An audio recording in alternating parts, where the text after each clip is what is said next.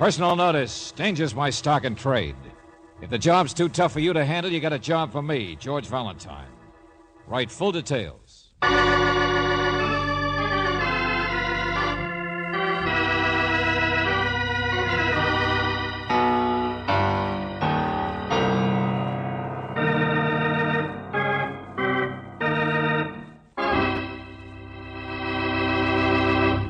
Why the frown, pal? Worried about that lawnmower you lent the guy next door 2 years ago? Not just because he lost his memory when he went 10 rounds with Lewis is no reason to get yourself in a snit. My advice to you is let George do it. You know George Valentine. Take your problems to him. Everybody else does. You'll find him in the phone book. That's where Abner found him, only Brooksy got him first. Brooksy fronts for George. And even over the phone, you'd know she's perfect for the job. But not our Abner. All he could do was confuse the issue. Hello? I would, but I can't, you see. It's a great ad. I've seen it lots of times. Oh, a great ad, I said to myself. There's the kind of a guy that when a guy's in the pinch just a minute, Mr. Valentine. I'll get on the extension, Angel. Hello? I haven't got much time, Yeah, see? I'm right here. I got it. No time to write, but who are you? What's your problem? Now, this is a real pleasure, sir. If you'll permit me, my name is Abner, and I'm in jail. You what? Only don't get me wrong. The reason I can't write is because I can't write. You understand? Wait a minute. You said you were... That's right, I'm in jail. And let me tell you, a more unjust thing has never happened to me. There ain't no justice. Mr. Abner, slow down a little. I'm trying to write It's important, that's all. There wouldn't be time to write either, I guess, for that matter. But the main thing is it's important. That's what I've got to make you understand, see? You get me? Oh, sure, you make it so easy. Yeah, well, I'm kind of excited. Because, you see, the jail burned down. What? Oh, yeah. And you burned down with it. Now, hold on. I mean the jail over in Melody. That's where I'm calling from. Melody? Over in the valley? Yes, sir, that's the one. And a beautiful little town it is for tarantulas. But that old jail, let me tell you, was the biggest eyesore in... Hold it, will you? Now say something sensible or hang up. But I am. I mean, just because I can't write. Listen, the fire was last night. They moved us out, that's all. Now we're locked up in the sheriff's office. That's how I could get to the phone. Clear as a bell. Listen to me. I got out of the fire, understand? Only one of the guys in the big cell, he didn't. He's dead. And if I tell what I know about it, I'll be dead, too. What? I mean it. It's a rough deal. Get over here, will you? If you don't help me, if they make me tell what I know, they'll burn me.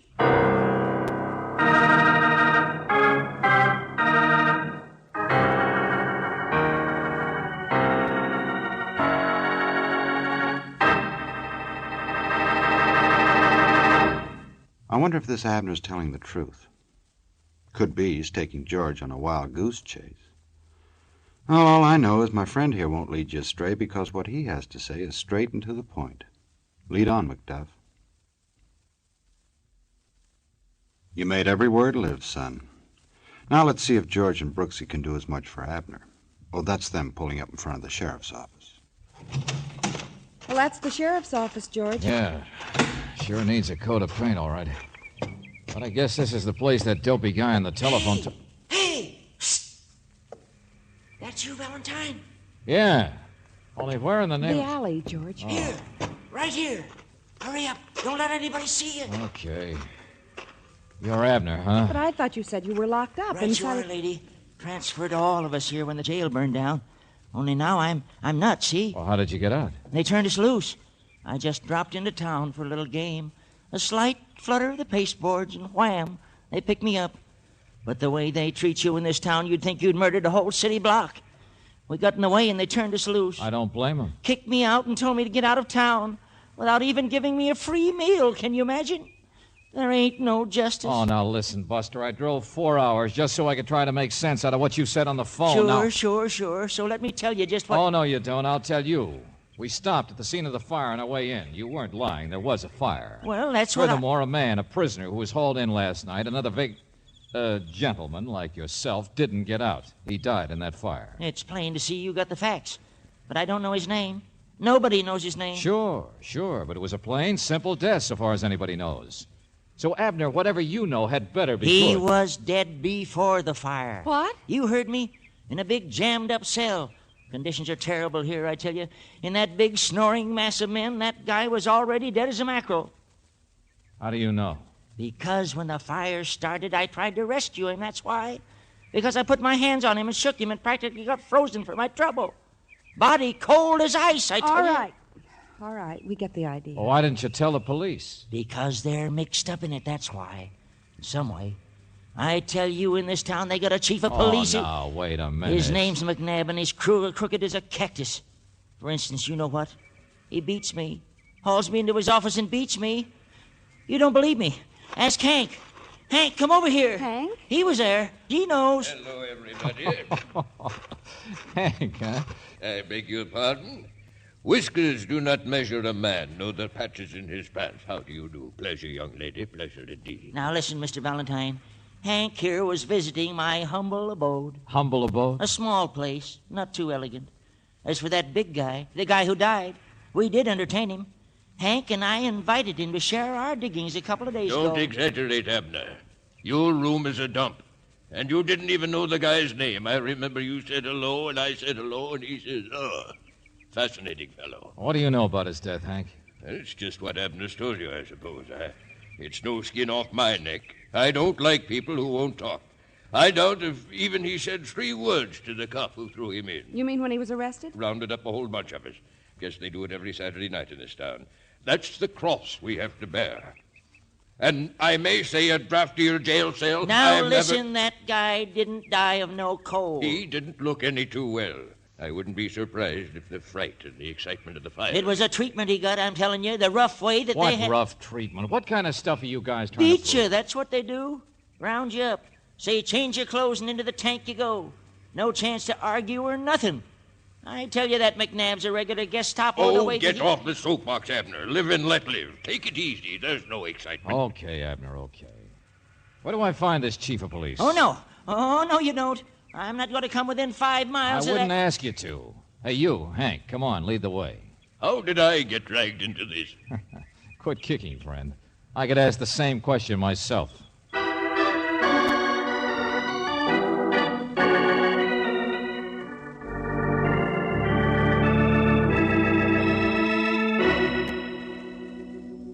So they say he died somehow before the fire, is that right? Yes, Chief, they said that... Now, wait just a minute how you use that word they. It's Abner who says... Oh, get out of here. Go on, beat it. Look out, Chief. Don't hit me. What? What did you say? Well, I haven't done anything, and when you talk like that, Abner says Go you on, always... Hank, go on. We don't need you. Well, sure, if you say so. I didn't mean any harm. Pleasant morning to you, Chief. Huh. There's a wreck of a man. Big words, little work. Well, what are you looking at me like that for? I suppose you expect me to hit people, too. All right, now just take it easy, Chief, will you? I know what kind of a guy Abner is. But I also saw that jail that burned, and it wasn't exactly a model one for as big a town as this. Sure, my fault. Blame it on the chief. Wouldn't have anything to do with how much money the town gives me to run this force, would it? Skip it, will you? There was no connection between the fire and that other bum's death. Uh-huh. Unless somebody set the fire in order to get rid of some evidence, like a blow or a bullet, just in case that death wasn't natural, I mean. Oh, but George, that doesn't make any sense. All that trouble just to get rid of some unknown, a man nobody cared about? Now, look, both of you, I want to... Excuse me, Chief. Oh, get out of here, Sergeant. I thought you ought to see that dead guy's clothes. What? Well, here, for the wing of the jail that wasn't burned. Where they changed. Hey, you mean what he was wearing when he was thrown in? Here, let me see that. I'll do that, mister. 11 cents change, huh? Big man. Typical vagrant, I tell you. He was just... No, here, Chief. Piece of paper. So many on a Saturday night, we don't really have time to go over them, you know. Let me see that. Mr. Walter F. Smith. Who? Yeah, mystery solved, Chief. That's his name, apparently. Suggest you stick pretty closely to plenty of milk. Leave out too much starch. Be careful of pepper or any seasoning. What's that? That's all. Some doctor's name, Kansas City. Yeah, a diet list, Chief. So he was just a nobody, huh? Oh, no. Well, what's the matter? I should think that would help Chief get a just fight. realizes he might be in a worse spot than ever, right, McNabb? Very smart, Valentine. You catch on real quick. Negligence, Angel. If there was anything wrong with this guy, then the police should have found out about it. Maybe he needed help instead of a cell. Go on, get out of here. I got work to do. Oh, wait a minute, sir. There's something else. Now, look, Sergeant, you've caused enough trouble yourself for one day. I'm sorry, Chief, but over at the morgue, there's a woman. She says she's Mrs. Walter F. Smith. His wife? Well, I guess, or used to be. Anyway, she's been looking for him several months. Read about this in the newspaper, just flew into town on a hunch to look at the body. Flew in? The wife of a typical nobody? I mean, you better see her, Chief. I mean, she wears a mink coat.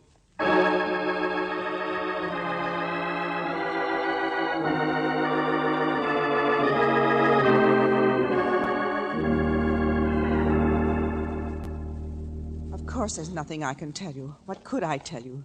Don't be ridiculous. I'm going back to my hotel. Look, I know how you feel, Mrs. Smith. I don't know whether he was ill or not. I don't know anything about him lately. But the chief of police asked I'm us to... sorry. I've been through enough. Seeing Walter there like that. Mrs. Smith, if my you'd only... My taxi's waiting. I'm sorry. Which hotel? Let her go. Leave her alone. Ah. Sure, wears a mink coat. Wife of a bum. Well, we asked her to stay until I you... wanted to see what the teletype check said on his name, that's all. Well? Walter F. Smith is wanted by the law. What? Embezzlement. Well... All right, what are you so sour about? If his death was the police's fault anyway, it's better for you than if he was a respectable citizen. Hold still, I'll give you the facts. Have fun with them. In addition to Smith, his loot of $200,000 is also wanted. Oh. Do you suppose someone found out what he did with it and then murdered him last night? There you go, having fun already. Take it easy, Chief. At least you're off the hook. So now everybody else is up to something, that's all. Yeah, as Abner puts it, there ain't no justice.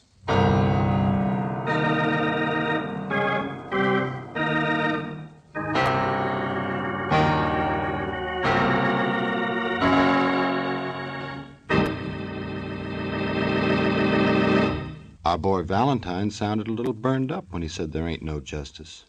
And he's right. Where's the body he always stumbles on long about now? This could ruin his reputation. You know, I'd ask my friend here to drop dead, except I know he has something pretty good to tell you.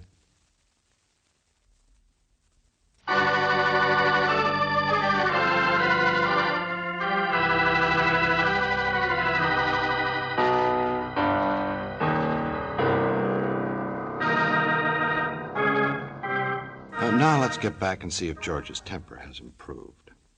Not that I blame him. Abner would make anybody see red.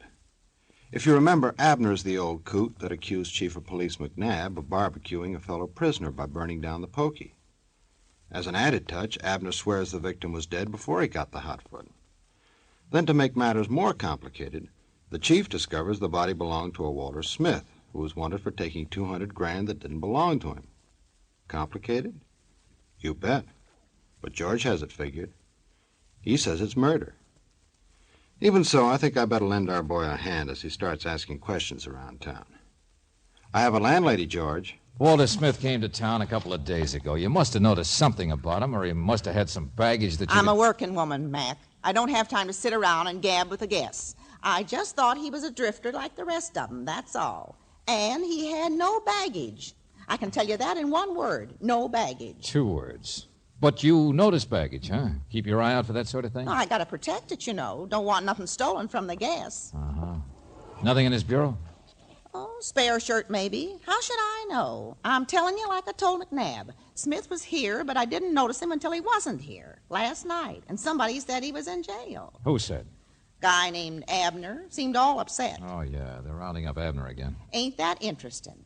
Look, if you're through Here's nosing your around... newspaper. Huh? Yeah, it's today's newspaper. Room hasn't been occupied since yesterday. And I don't know who else would read the fashion page around here. Thanks.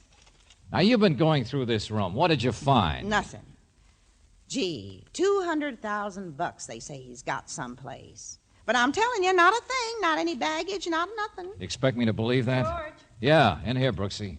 George, I can't find Oh, him. if you're looking for me, dearie... Mrs. Smith, his wife. I tried every hotel in town. That taxi driver who drove her away from the morgue? No, the police had already located the driver. He says he dropped her off downtown here in the business section. What are you two talking about? You know something I don't? I doubt it. Come on, Angel. I've learned all I need to.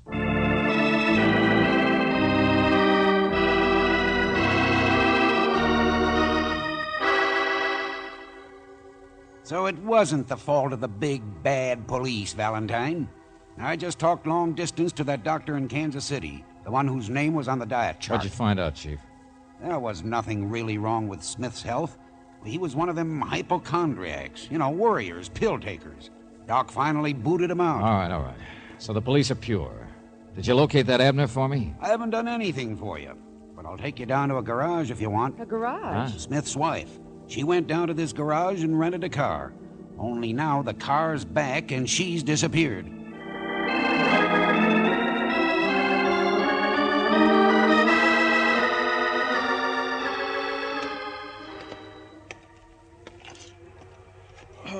I don't know where she went when she took the car. But didn't you see Mrs. Smith when she came back to your garage? Oh, she was gone about an hour, I guess. Anyways, I didn't notice the car till just a few minutes ago, parked here in the alley. Yeah, it's been someplace with a lot of dust. I got the sergeant around combing the town for her. She's back. She's got to be around someplace. You sure about that? Why not? Well, I didn't have much luck. And I must have been looking after she came back. 22 miles. What? Well, you set the speedometer back to 0 when you hire a car out, don't you? Well, that's right. So, wherever she went, it was 11 miles out and 11 miles back. Yeah, with all that dust, too. Now, look, a piece of sagebrush. What's ticking in your head? Most of the roads around here are paved. There's only a couple This is grape country, irrigated most of it, so how did that sagebrush get there? Come on, hop in my car. I'll show you.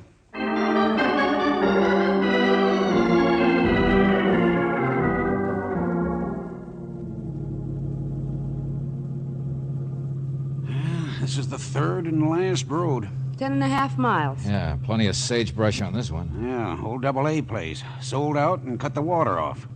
Hey, wait a minute. Huh? What's that building over there? Abandoned winery. Only the mileage... Wait a minute, hold it. Stop. Tracks. Right there. See him turning off? Yeah, only there's 2 cars. Yeah, there's one right there. What? An old pickup truck, see? Beyond the building. Hey, you! It's Abner and Hank, George. Look out, skip on it! Abner! Wait for me, Abner. I didn't do anything. Stop, both of you! Get away from that truck! Wait, Abner. We haven't done anything, my boy. Stop or I'll shoot! McNabb's with him, come on! Hey, slow down, Hank. I'm not doing anything. Okay, Hank, your friend left you, that's all. Oh, cut it out, McNabb. He got away. Let him go. But if I don't get after him right now... Abner was just looking for you, Mr. Valentine. We just got here. A garage man told him you were out trying some roads or something, so he borrowed the truck and grabbed me along. Skip it. Radio the highway patrol, McNabb. They'll get him.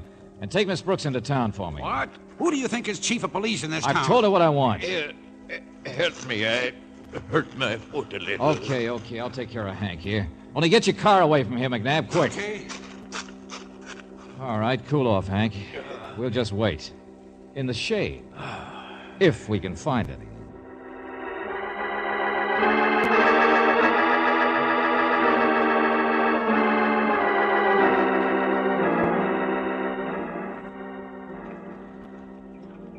How long are we going to wait, Mr. Valentine? Oh, relax, Hank. Sun'll set in a couple of hours. Couple of hours. Then it'll be just as bad. Gets real cold out here in the evening. Goes through your bones. I don't know how I got into this crazy... Yeah, sure I know. Abner brought you out here with him, huh? Abner got me into this because he already had a little idea who Smith really was. Does that check? I guess so, Mr. Valentine. I don't know. Sure. You were all in jail together. Abner thought maybe I could help point him toward the money. Is that right? I guess he thought that because Mrs. Smith came out here, well, then the money was out here, too. Yeah. It might be. You really think so? Well, in that case, while everybody's gone, maybe you and I... No. It's too hot. No, we'd never find it, Hank. Let the police worry. Abner doesn't trust McNabb. That's why he took off. I know it. But he'll be back, looking for the money. Look, Mr. Valentine, was this guy Smith murdered? I don't know. Holy smoke. Maybe he killed himself. Well, it could have happened. Only it doesn't tie with anything very well. Come on, we're losing our shade. Let's move. Maybe Smith was just not in too good health and kicked off. A man has to take care of himself. Yeah, you're right. Here's a good place. The winery? Yeah. Ought to be cool inside here, don't you think? Okay. Boy, It's dark. What in the name of... Hey, what happened? Did you fall? I'm all right. Look. I tripped. Look. Mrs. Smith. The body of Mrs. Smith.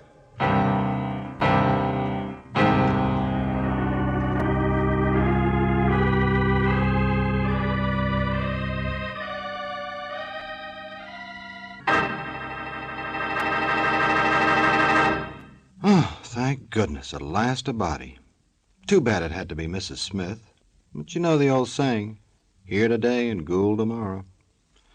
Anyway, while George is getting to the bottom of this, I want my friend here to dish a little off the top.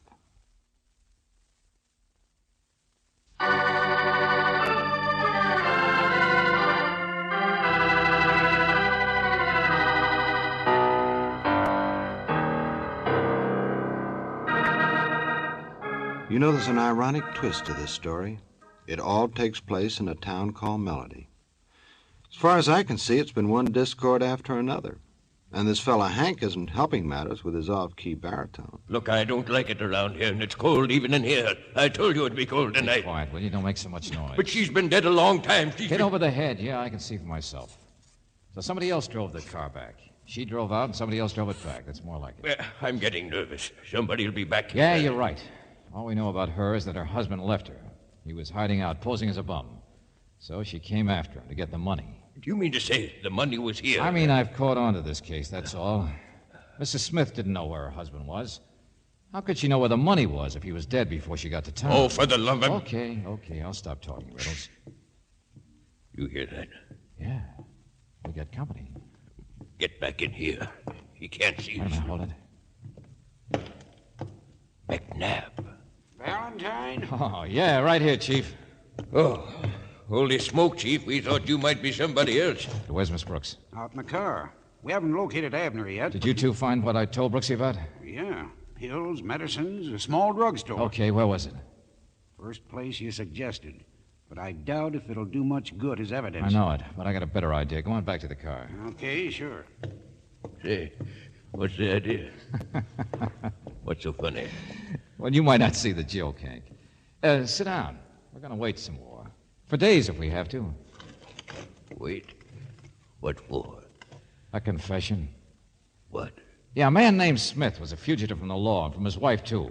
Had money and plenty of trouble, and worst of all, he was sure he was sick. So the money couldn't give him much fun, could it? End result? He was hiding on Skid Row when he got an idea. Why not die?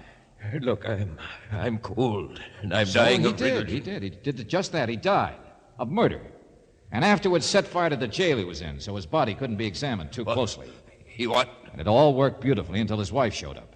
She kept her mouth shut when she saw the body, but afterwards must have spotted Smith herself, and so he brought her out here and he killed her. Probably told her the money was here, when really I suppose it's stashed away in Kansas City or anyplace else. I'll say you don't know anything. You're I so should mixed have caught up. on when I found Smith's room had no baggage. That's where the pill taker's private drugstore should have been. But of course it wasn't. They were with your stuff, Walter F. Smith. That's where McNabb found it. Oh, is that so? Yeah, the man you killed was just a poor penny ante gambler. A man you knew hardly ever opened his mouth. No one knew anything about him. He'd never be missed. So you knocked him over the head, I suppose, when all the rest of the men were asleep. I don't know what you're talking about, Mr. Valentine. And then you put that diet chart in his clothes. Oh, not a bad stunt. Make the police think they might have done a pretty terrible thing. Make them want to cover it up and keep it quiet. I won't admit any of it. There's nothing you can do to Oh, me. Buster, what an ironic spot you sit on. Oh, you cold? Oh, well, come on, let's have a brandy. You know, I remember the items on that diet list. Milk, no pepper, just bland stuff. So the guy it was written for must have been worried about his stomach. Come on, Hank, have a brandy. Little sharp, maybe, kind of strong for some stomachs, maybe, but for you it'll... I don't want it. Too bad you didn't have the sense to stay away from here. Just curious, I guess, Shut huh? up, shut up. Look, Mr. Smith, if all I've said isn't true, well, go ahead, have a drink. There's nothing wrong with you. The diet chart wasn't yours. Shut up! And after you're really hungry, we'll go in for a nice, spicy Mexican dinner, maybe. There'll be no excuse for you not to eat it, will there be? Cut it out! After all, you're okay. You can eat anything. Go on, have a drink. No! All right, come on, Mr. Smith. Miss Brooks will take it down in shorthand. And then we're going back to town and find Abner. And see how he can take some gentle persuasion.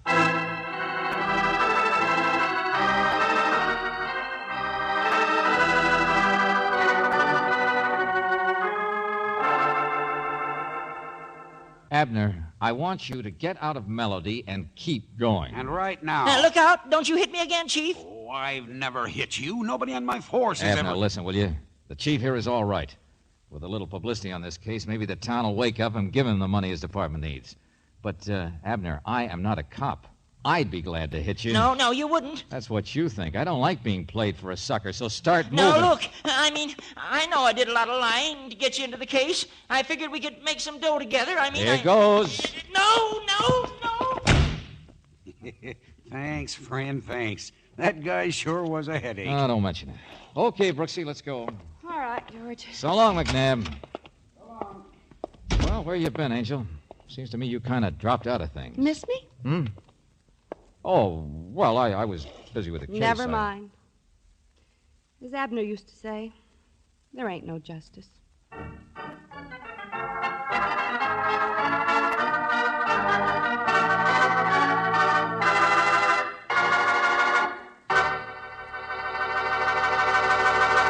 Say, did you ever see a dream walking? Maybe not, but you just saw a bell burning. Brooksy. And if she'll be good enough to hold that torch she's carrying a little closer, I'll be able to read that Robert Bailey plays George Valentine with Virginia Gregg as Brooksy. Don Clark directed the script by David Victor and Jackson Gillis, and Eddie Dunstedter's music kept things blazing. I'd like you to make a mental note right now to save a half hour for us next time, when you will hear what happens when you let George do it.